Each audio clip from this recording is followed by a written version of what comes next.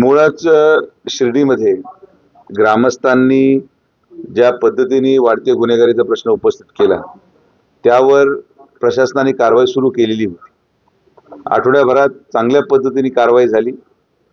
ती कारवाई होऊन कालची जी घटना घडली ही व्यक्तिगत वादातून आणि 2 महिन्यापूर्वी किंवा 1.5 महिन्यापूर्वी झालेल्या घटनेला कुठेतरी पुनरावृत्ती त्याची करण्यात आली आणि हा एकाच समाजामधल्या 2 परिवारामधला वाद होता जो समोर आला।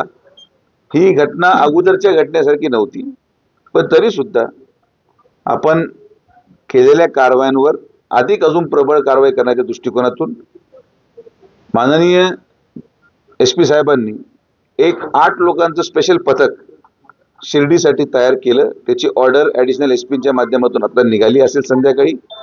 हे पथक लोकल क्राइम ब्रांचच्या अंडर काम करेल, शिर्डीमध्ये स्थायी राहील आणि जेवढे गुन्हेगार आज ज्यांच्यावर गुन्हे दाखल आहेत त्या सगळ्यांचा राऊंड अप घेणे, ज्यांच्यावर वेपनचे गुन्हे दाखल आहेत त्यांची चौकशी करणे, कुठलाही तडीपार व्यक्ती शिर्डीमध्ये नाही ना असं एक स्पेशल पथक तयार करून आपण आता पुढची कारवाईला सामोरे जात आहोत। अनेक गोष्टी ग्रामस्थांनी देखील सुचवलेल्या आहेत।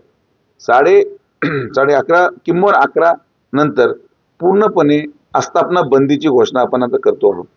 यानी की 10:30ची आरती संपल्यानंतर 11 वाजेनंतर शिर्डी पूर्णपणे बंद केली जाईल असं प्रकटन आपण उद्यापासून पुढचे 4 दिवस रिक्षामार्फत सगळ्या ग्रामस्थांना कळवतोय।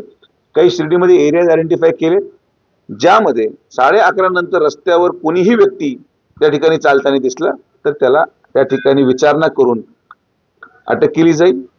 जो कोणी त्यामध्ये म्हणजे अति व्यवस्थित सेवा असेल, कोणी हॉस्पिटलला चालला असेल त्याला त्याचा पुरावा द्यावा लागेल।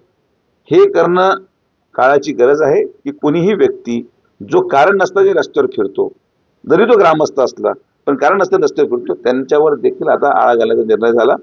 असे अनेक निर्णय झाले। मला असं वाटतं की पुढच्या 10 दिवसामध्ये तुम्हाला त्याचा परिणाम अधिक चांगला दिसेल। बऱ्यापैकी कारवाया पोलिसांच्या चालू आहेत आणि यापुढे देखील पोलीस कारवाई करून स्वच्छ शिर्डी अभियान जो आपण हाती घेतलेला आहे त्याला आज अजून गती मिळायचा निर्णय आम्ही सगळ्यांनी मिळून केला।